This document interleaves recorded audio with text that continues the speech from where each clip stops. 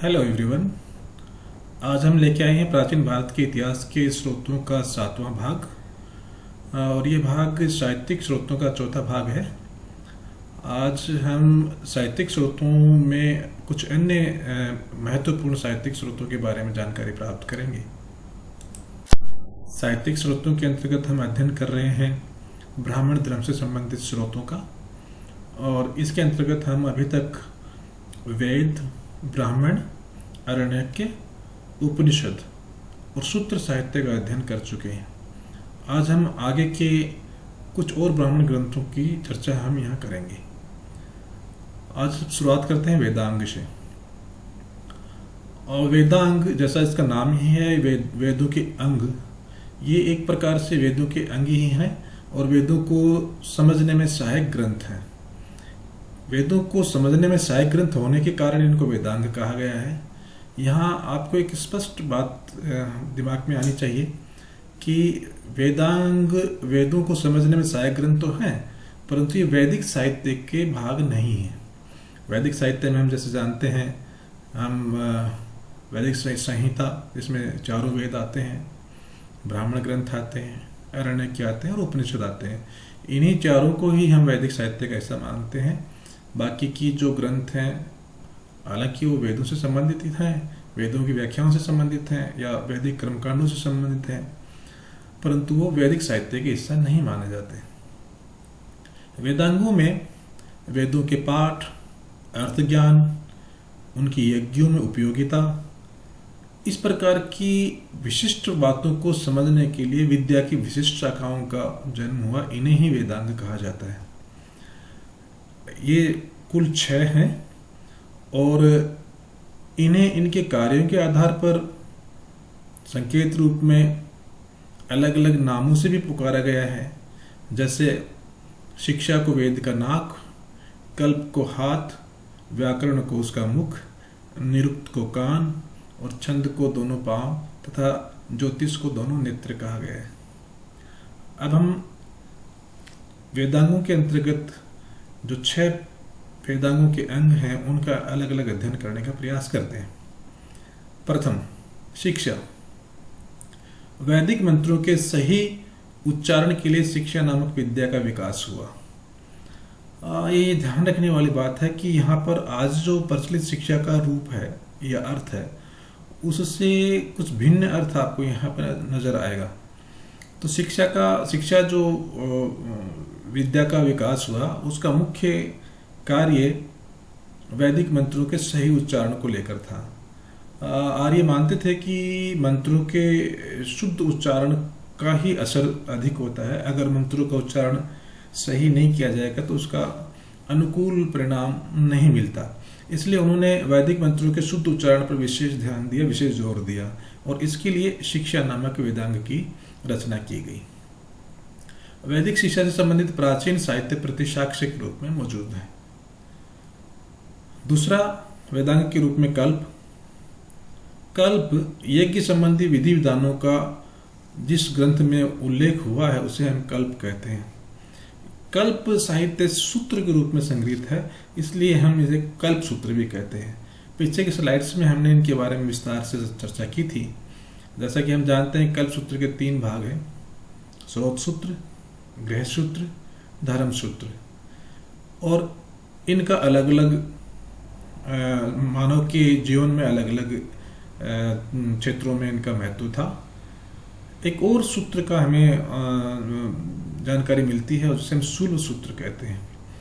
शूल सूत्र विशेष रूप से यज्ञ एवं हवन कुंडों के निर्माण से संबंधित था, और उनका नाप किस प्रकार से होना चाहिए, कैसा होना चाहिए, ये समस्त जानकारी हमें शूल सूत्र से प्राप्त होती है। वेदांग का तीसरा भाग व्याकरण। व्याकरण में शब्दों के विकास की जानकारी मिलती है, और इससे संबंधित 2 ग्रंथ बहुत इंपॉर्टेंट हैं। एक पाणिनिकृत अष्टाध्यायी और दूसरा पतंजलिकृत महाभाष्य।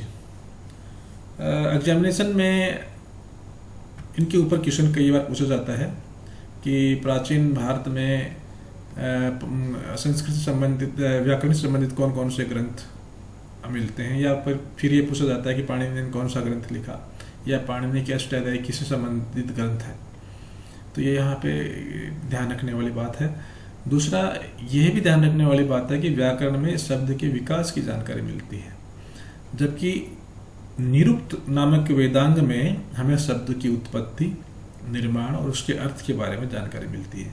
तो यहाँ पर भी कंफ्यूजन क्रिएट होता है व्याकरण और निरुक्त के अंतर्गत। तो ये याद रखें, निरुक्त में उसकी उत्पत्ति, निर्माण और उसके अर्थ का वर्णन मिलता है, और व्याकरण में उस शब्द का विकास किस प्रकार से उसकी जानकारी मिलती है। निरुक्त के रचयिता यास्क मुनि थे। उन्होंने निघंटु नामक ग्रंथ लिखा।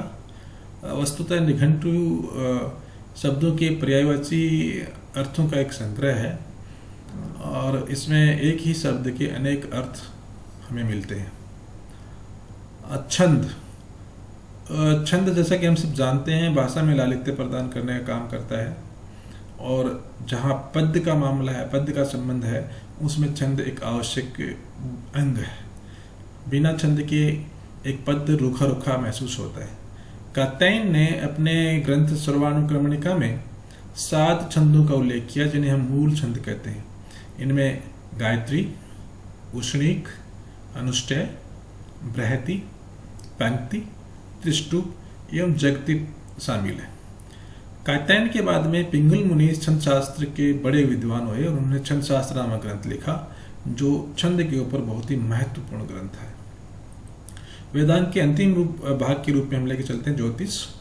ज्योतिष का मुख्य कार्य ब्रह्मांड के नक्षत्रों की जानकारी प्रदान करना था, और इसका उपयोग धार्मिक कार्यों में शुभ मुहूर्त पता लगाने के लिए किया जाता था।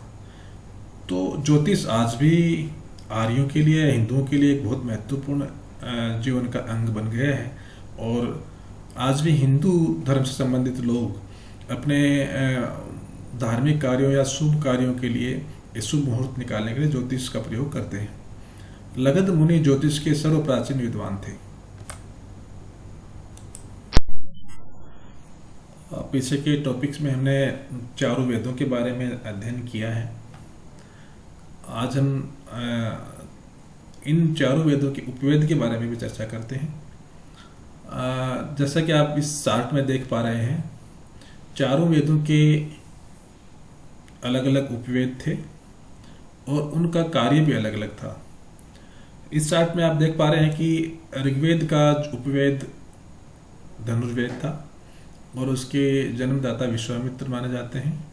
इसी प्रकार यजुर्वेद के उपवेद को शिल्पवेद कहा गया है, और उसके जन्मदाता विश्वकर्मा माने गए हैं। सामवेद का उपवेद गंधर्ववेद माना जाता है, और इसके रचयिता थे नारद मुनि। इसी प्रकार अथर्ववेद का उपवेद आयुर्वेद को माना जाता है, और उसके जन्मदाता ब्रह्मा थे। वस्तुतः ये चारों वेद 4 विज्ञान हैं, और इनसे हमें विशिष्ट प्रकार की तकनीकी जानकारी का बारे में पता चलता है। जैसे धनुर्वेद में हमें युद्ध कला के बारे में जानकारी मिलती है, किस प्रकार से युद्ध में कौन कौन सी विधाएं अपनाई जानी चाहिए, अस्त्र शस्त्र किस प्रकार से होना चाहिए, उनका निर्माण किस प्रकार से करना चाहिए, इनके बारे में हमें धनुर्वेद से जानकारी मिलती है। इसी प्रकार शिल्प वेद में हमें निर्माण कला के बारे में जानकारी मिलती है। हम लोग जानते हैं कि यजुर्वेद का उपवेद है शिल्प वेद, और यजुर्वेद में यज्ञ से संबंधित जानकारियाँ मिलती हैं।